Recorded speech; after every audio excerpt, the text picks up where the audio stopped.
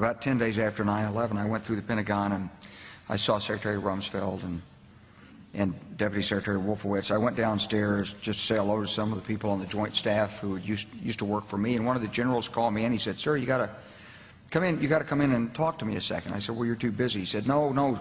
He says, "We've made the decision. We're going to war with Iraq." This was on or about the 20th of September. I said, "We're going to war with Iraq. Why?" He said, "I don't know." He said, "I guess they don't know what else to do." So I said, "Well, did they find some information connecting Saddam to Al-Qaeda?" He said, No. He says, "There's nothing new that way. They just made the decision to go to war with Iraq."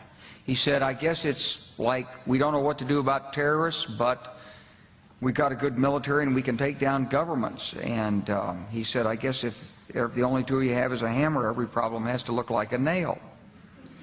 So I came back to see him a few weeks later, and by that time we were bombing in Afghanistan. I said, "Are we still going to war with Iraq?" And he said, "Oh, it's worse than that." He said, he reached over on his desk, he picked up a piece of paper, and he said, I just got this down from upstairs," meaning the Secretary of Defense's office today, and he said, "This is a memo that describes how we're going to take out 7 countries in 5 years, starting with Iraq and then Syria, Lebanon, Libya, Somalia, Sudan, and finishing off Iran." The truth is about the Middle East is, had there been no oil there, it would be like Africa. Nobody is threatening to intervene in Africa. The problem is the opposite. We keep asking for people to intervene and stop it. And there's no question that the presence of petroleum throughout the region has sparked great power involvement.